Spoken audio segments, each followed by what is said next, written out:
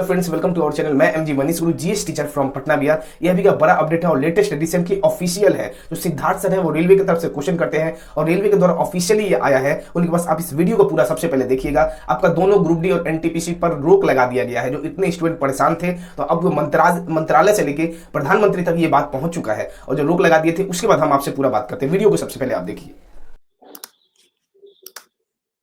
नमस्कार, news station के सभी दर्शकों को हमारा नमस्कार। इस समय की सबसे बड़ी खबर अगर हम कहें तो वो है रेल मंत्रालय ने फैसला लिया है कि रेलवे रिक्रूटमेंट बोर्ड की जो एनटीपीसी की परीक्षा है उसको स्थगित कर दिया गया है। साथ ही साथ 5 सदस्यीय कमेटी बनाई गई है। जो कमेटी इस पर फैसला लेगी कि आगे क्या करना है, क्योंकि एनटीपीसी एग्जाम को लेकर जिस तरीके से बवाल मचा हुआ था, जिस तरीके से घमासान मचा हुआ था, उसको लेकर छात्रों में रोष बढ़ता जा रहा था। पिछले 24 से 48 घंटे की बात करें तो जिस तरीके का डेवलपमेंट हुआ है उसको देखते हुए रेलवे ने यह फैसला लिया है कि इसको फिलहाल स्थगित किया जाए, क्योंकि एग्जाम की जो तारीख थी वो घोषित की जा चुकी थी। 14 फरवरी से लेकर 19 फरवरी तक ये एग्जाम होना था, लेकिन उसको कैंसिल कर दिया गया है। इसमें दो चार बड़ी चीजें हैं जिनको मैं आपको बताना चाहूंगा। सबसे बड़ी चीज ये है कि आरआरबी एनटीपीसी का जो लेवल 1 का एग्जाम हुआ था उसको उसके रिजल्ट पर फिलहाल रोक लगा दी गई है। एक तरीके से कहा गया है कि फिलहाल इसको रोक दिया जाए। दूसरी बड़ी चीज ये हुई है कि आगे का जो एग्जाम है, यानी कंप्यूटर बेस्ड टेस्ट जो सेकंड फेज का होना था, उसको भी रोक दिया गया है।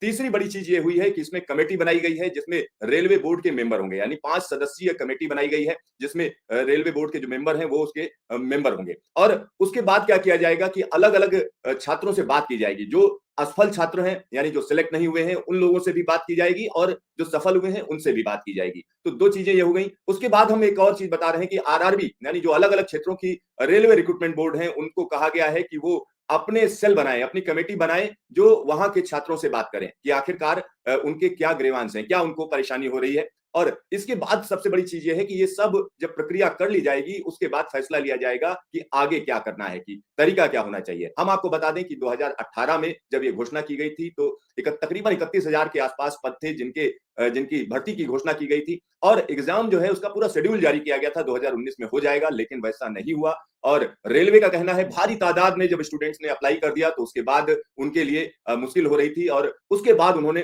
कोरोना के चलते ये एग्जाम आगे बढ़ा और 7 चरणों में ये एग्जाम कराया गया। 2021 तक ये एग्जाम चलता रहा और उसके बाद एक और बड़ी चीज ये हुई कि जब ये डिक्लेयर किया गया, यानी 15 जनवरी को जो है, पिछली 15 जनवरी को जब ये डिक्लेयर किया गया तो छात्रों में भारी रोष देखा गया और छात्रों की जो बात थी वो अपनी जगह जेन्युइन थी, क्योंकि जो कहा जा रहा था वैसा किया नहीं गया। क्योंकि पहले जिस टाइम पर होना चाहिए था उस टाइम पर एग्जाम नहीं हुआ, जब हुआ तो रेलवे का कहना था कि 20 गुना जो है हमने छात्र ले लिए, और जबकि ऐसा नहीं था। यानी एक्चुअल की अगर हम बात करें तो रेलवे का अपना तर्क था, छात्रों का कहना था कि जो 20 गुना कहा जा रहा है वो 20 गुना नहीं है। और रेलवे का ये कहना था कुल छात्रों की अगर हम बात करें तो 3,84,000 के आसपास, तकरीबन इसके आसपास जो है छात्रों को सीबीटी 1 में सिलेक्ट घोषित किया गया है।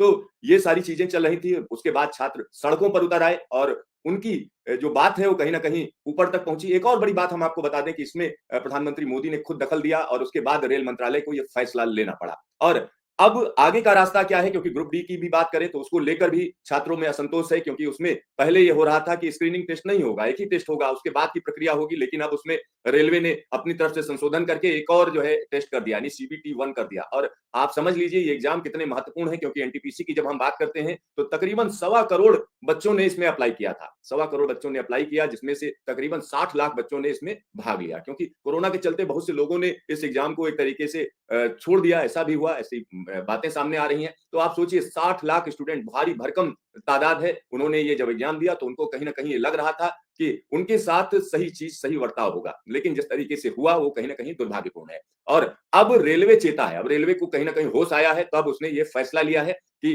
5 सदस्यीय कमेटी बनाई गई है, वो कमेटी आगे का रास्ता बताएगी कि क्या करना है और किस तरीके से करना है। तो यहाँ पर हम आपको बता दें कि जो बातें सामने रखी जा रही थी, जो सामने आ रही हैं, उस पर कहीं ना कहीं रेलवे ने बड़े यानी देर आए लेकिन दुरुस्त आए, अगर हम कहें तो देर आए, क्योंकि लगातार छात्रों को असंतोष सामने वो रख रहे थे और छात्र बार बार बोल रहे थे कि उनके साथ गलत हुआ है, और उसके बावजूद रेलवे अपने तर्क दे रही थी। तो अब देखिए आगे का रास्ता क्या है, उस पर सोचना होगा। और एक तरफ अगर हम और लोगों की बात करें तो कुछ लोगों का कहना है कि भाई इलेक्शन का टाइम है, लिहाजा ये मुद्दा जो है आउट ऑफ कंट्रोल ना चला जाए और मैसेज सही जाना चाहिए। तो ये आप समझ लीजिए कि अब ये निश्चित तौर पर कहा जा सकता है जो आंदोलनरत छात्र थे उनकी कहीं ना कहीं ये जीत है, इसमें कोई दो राय नहीं। और उन्होंने उस चीज को सामने रखा, लोगों के बीच में पहुंचाया, खासतौर पर बहुत से लोगों का कहना है, छात्रों से मेरी बात हुई तो उनका कहना है कि इसके अलावा उनके पास कोई रास्ता नहीं बचा था, क्योंकि कोई भी उनकी बात नहीं सुन रहा था। और सबसे बड़ी बात यह है कि जब आरआरबी की बात करेंगे, रेलवे रिक्रूटमेंट बोर्ड की बात करेंगे, तो एग्जाम काफी लेट होते हैं, टाइम पर होते नहीं है, व्यवस्था होती नहीं है। दूसरी सबसे बड़ी बात है ये है कि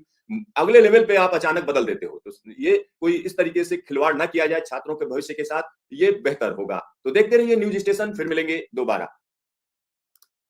वीडियो को आप देख लिए होंगे। ये 2-3 दिन से जो लगातार चल रहा है, स्टूडेंट ने मतलब कि बेबस हो गए थे, हर एक हॉस्टल में ये हो रहा था, बहुत कुछ हो रहा था। तो इसीलिए अब जो है भारत सरकार की तरफ से और रेल मंत्रालय की तरफ से इसमें हस्तक्षेप किया गया है। और उनका कहना है कि आप देखे ही होंगे, सब कुछ वीडियो में क्लियरली आपको बता दिया गया है। अब रहा बात टीचर्स का लेके, हम सब टीचर्स का लेके आप कह रहे हैं, हम कल भी वीडियो अपलोड कर रहे थे, तो जैसे वीडियो अपलोड करते हैं तो कुछ ना कुछ वहां पे इशू आ जाता है। इस चीज को आपको समझना पड़ेगा। स्टार्टिंग से ही जब आपका एडमिट कार्ड का समय जब देख रहे थे इशू, हम कहां तक, दिल्ली तक भी गए हुए थे, हर एक जगह गए थे, पूरा टीचर्स का पूरा सपोर्ट था, हर एक जगह सपोर्ट है और आगे भी हर एक जगह सपोर्ट रहेगा। तो ग्रुप डी, और हाँ, यहाँ पे क्लियरली ये भी कह दिया गया है सिद्धार्थ सर से कि आपका पॉजिटिव ही आएगा। अब रेलवे सीबीटी 2 का एग्जाम दोबारा आपका सीबीटी 2 के लिए, हाँ, जो सीबीटी 2 का है उसका भी एग्जाम जो है कैंसिल कर दिया गया है। अब सीबीटी 2 के लिए 20 लाख स्टूडेंट का लगभग तो लग रहा है कि आ ही जाएगा। कमेटी गठन किया गया है और हमेशा स्टूडेंट के ही पक्ष में हम आशा करेंगे। और रेलवे मंत्रालय से भी, प्रधानमंत्री जी से भी हम रिक्वेस्ट करेंगे कि हमेशा आप स्टूडेंट का सुनते हैं और स्टूडेंट का प्लीज सुनिए। स्टूडेंट काफी जो है परेशान है, तो अब देखते हैं क्या आता है। और हमेशा पॉजिटिव ही आएगा। और जो रेलवे स्टूडेंट इतने जो मारपीट हुआ था, ये